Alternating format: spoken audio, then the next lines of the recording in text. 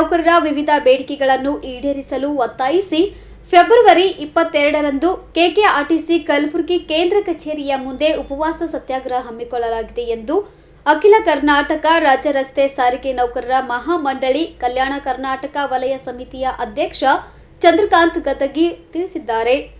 ಈ ಕುರಿತು ಸುದ್ದಿಗೋಷ್ಠಿ ನಡೆಸಿ ಮಾತನಾಡಿದ ಅವರು, ಕೆಕೆಆರ್ಟಿಸಿ ನೌಕರರು ಕಳೆದ ಹಲವು ವರ್ಷಗಳಿಂದ ವೇತನ ಸೇರಿದಂತೆ ಅನೇಕ ಸಮಸ್ಯೆಗಳನ್ನು ಎದುರಿಸುತ್ತಿದ್ದಾರೆ. ಸರ್ಕಾರದ ನಿರ್ಲಕ್ಷ್ಯತನದ ವಿರುದ್ಧ ನೌಕರರ ಬೇಡಿಕೆ ಈಡೇರಿಕೆಗೆ ಆಗ್ರಹಿಸಿ ರಾಜ್ಯ ವ್ಯಾಪ್ತಿ ಕರೆ ನೀಡಲಾದ ಹೋರಾಟ ಬೆಂಬಲಿಸಿ ಕಲಬುರಗಿಯಲ್ಲಿಯೂ ಸಹ ಫೆಬ್ರವರಿ 22ರಂದು ಕೆಕೆಆರ್ಟಿಸಿ ಕಲಬುರಗಿ ಕೇಂದ್ರ ಕಚೇರಿಯ ಮುಂದೆ ಉಪವಾಸ ಸತ್ಯಾಗ್ರಹ ಹಮ್ಮಿಕೊಳ್ಳಲಾಗಿದೆ. ಇದೇ ವೇಳೆ ನೌಕರರ ವೇತನ, ಭತ್ಯೆ ಹೆಚ್ಚಳ ಸೇರಿದಂತೆ ವಿವಿಧ ಬೇಡಿಕೆಗಳ ಈಡೇರಿಕೆಗೆ ಆಗ್ರಹಿಸಿದ್ದಾರೆ.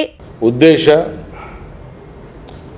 ರಾಜ್ಯ ರಸ್ತೆ ಸಾರಿಗೆ ಸಂಸ್ಥೆಯ ಪ್ರತಿ ವರ್ಷ ಪ್ರತಿ 4 ವರ್ಷಕ್ಕೊಂದ್ಸಲ ಆಗುವಂಥ ಅಗ್ರಿಮೆಂಟ್ ಬಗ್ಗೆ ಸರ್ಕಾರ ವಿಳಂಬ ನೀತಿ ತೋರ್ತಾ ಇದೆ. ಕಾರಣ 22/2/24ರಂದು ಕರ್ನಾಟಕ ರಾಜ್ಯದ ಎಲ್ಲ ವಿಭಾಗೀಯ ಕಚೇರಿಗಳಲ್ಲಿ ಮತ್ತು ಗುಲ್ಬರ್ಗ, ಹುಬ್ಬಳ್ಳಿ, ಬೆಂಗಳೂರು ಕೇಂದ್ರ ಕಚೇರಿಯ ಮುಂದೆ ಧರಣಿ ಸತ್ಯಾಗ್ರಹವನ್ನು ಹಾಕ್ಕೊಂಡಿದ್ದೆವು. ಒಂದು ದಿನ ಉಪವಾಸ ಸತ್ಯಾಗ್ರಹ ಮುನ್ನೆಚ್ಚರಿಕೆ ಕ್ರಮವಾಗಿ ಈ ಕಾರ್ಯಕ್ರಮವನ್ನು ಕೇಂದ್ರ ಕಚೇರಿಯ ನಮ್ಮ ಸಂಘಟನೆಯ ಅಧ್ಯಕ್ಷರಾದ ಶರ್ಮಾಜಿಯವರು ಮತ್ತು ಅನಂತ ಸುಬ್ಬರಾಯರು ಅವರ ನಿರ್ದೇಶನದಂತೆ ನಾವು ಇವತ್ತಿಲ್ಲಿ ಪತ್ರಿಕಾಗೋಷ್ಠಿ ಮಾಡ್ತಾಯಿದ್ದೇವೆ ಮತ್ತು 22ನೇ ತಾರೀಕಿಗೆ ನಾವು ಉಪವಾಸ ಸತ್ಯಾಗ್ರಹ ಹಾಕ್ಕೊಂಡಿದ್ದೆವು. ಇದರ ಮೂಲ ಉದ್ದೇಶ ನಮ್ಮ ಸಂಘಟನೆ ಪದಾಧಿಕಾರಿಗಳ ಬೇಡಿಕೆ ಇದೆ. ಈ ಬೇಡಿಕೆ ಈಡೇರಿಕೆ ಕೂಡಲೇ ಮಾಡಬೇಕು. ಸುಮಾರು 8-10 ಬೇಡಿಕೆಗಳಿವೆ. ಹೆಚ್ಚುವರಿ ಕೆಲಸದ ಅವಧಿ, ವಿಭಾಗ, ನೌಕರರಿಂದ ಆಗುವಂಥ ಅಪಘಾತ, ನೌಕರಿಗೆ ಕೊಡುವಂಥ ಕಿರುಕುಳ, ಜನರಲ್ಲಿ ಏನಿದೆ ಇದ್ರ ಬಗ್ಗೆ ಅಗ್ರಿಮೆಂಟಲ್ಲಿ ನಾವೇನು ಬೇಡಿಕೆ ಸಬ್ಮಿಟ್ ಮಾಡಿದೆವು ಅದರ ಬಗ್ಗೆ ಕುಲಂಕುಷವಾಗಿ ಚರ್ಚೆಗೆ ಕರೀಬೇಕು. ಸರ್ಕಾರ ಮುಂದಾಳತ್ವ ವಹಿಸಬೇಕು. ಈಗಾಗಲೇ ಮೊನ್ನೆ ಸಾರಿಗೆ ಸಚಿವರು ಬಂದಿದಾಗ ಹೇಳಿದ್ದಾರೆ, ಬಗೆಹರಿಸ್ತೀವಿ, ಏನು ಸವಲತ್ತು ಕೊಡಬೇಕು ಕೊಡ್ತೀವಿ ಅಂತ ಹೇಳಿದ್ದಾರೆ. ಆದರೂ ಈ ಸ್ತ್ರೀ ಶಕ್ತಿ ಯೋಜನೆಯಿಂದ ನಮ್ಮ ಸಂಸ್ಥೆ ಒಳ್ಳೆಯ ಲಾಭದಾಯಕ ಬರ್ತಾಯಿದೆ. ಆದರೆ ಅದರ ಪೇಮೆಂಟು ಸಂಪೂರ್ಣವಾಗಿ ಕೊಡ್ತಾ ಇಲ್ಲ, ಬರೀ 65% ಅಷ್ಟೇ ಕೊಡ್ತಾ ಇದೆ.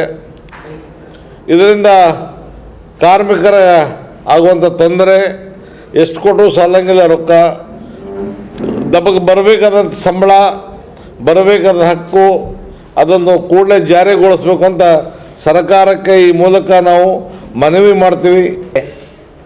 ಯಾವುದು ಬಗೆಹರಿಸಲಿಕ್ಕೆ ಒಂದು ಪ್ರಾಮಾಣಿಕ ಪ್ರಯತ್ನ ಮಾಡ್ತಾ ಇಲ್ಲ.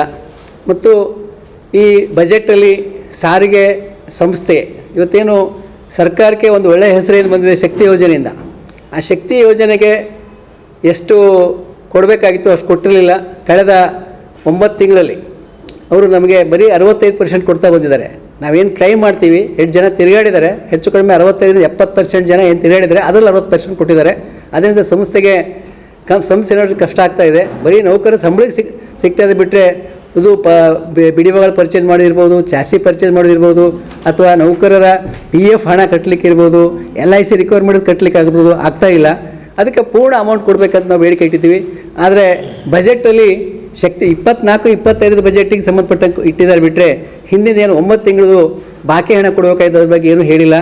ಇನ್ನು ಸಾರಿಗೆ ಸಂಸ್ಥೆ ನೌಕರರಿಗೆ 2020ರಿಂದ 23ವರೆಗೂ 15% ವೇತನ ಹೆಚ್ಚಳ ಆಯಿತು. ಹಿಂದಿನ BJP ಸರ್ಕಾರ ಮಾನ್ಯ ಬೊಮ್ಮಾಯಿ ಅವರು ಹೆಚ್ಚಿಗೆ ಮಾಡಿದ್ರು. ಆದರೆ ಅರಿಯರ್ಸ್ 38 ತಿಂಗಳ ಅರಿಯರ್ಸ್ ಕೊಡಬೇಕು, ಸುಮಾರು 1,800 ಕೋಟಿ ರೂಪಾಯಿ ಆಗ್ತದೆ. ಅದು ಕೂಡ ಬಜೆಟಲ್ಲಿ ಇಟ್ಟಿಲ್ಲ. ಆ ಕಾರಣಕ್ಕಾಗಿ ಮತ್ತು ಇವತ್ತು ಶಕ್ತಿ ಯೋಜನೆ ಬಂದ ಮೇಲೆ ಜನ ಹೆಚ್ಚು ಓಡಾಡ್ತಾ ಇದ್ದಾರೆ. ಇನ್ನೂ ಹೆಚ್ಚು ಬಸ್ ಹಾಕಬೇಕು.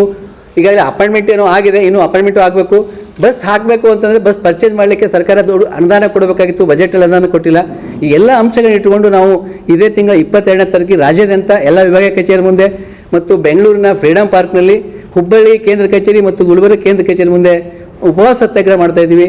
ಸುದ್ದಿಗೋಷ್ಠಿಯಲ್ಲಿ ನೌಕರರ ಸಂಘದ ಸಿದ್ದಪ್ಪ ಪಾಲ್ಕಿ, ರಾಮಚಂದ್ರ ಹಯಾಳ್ಕರ್, ಆನಂದ್ ರಾಠೋಡ್ ಸೇರಿದಂತೆ ಅನೇಕರು ಉಪಸ್ಥಿತರಿದ್ದರು. Bureau report in Gulbarga news.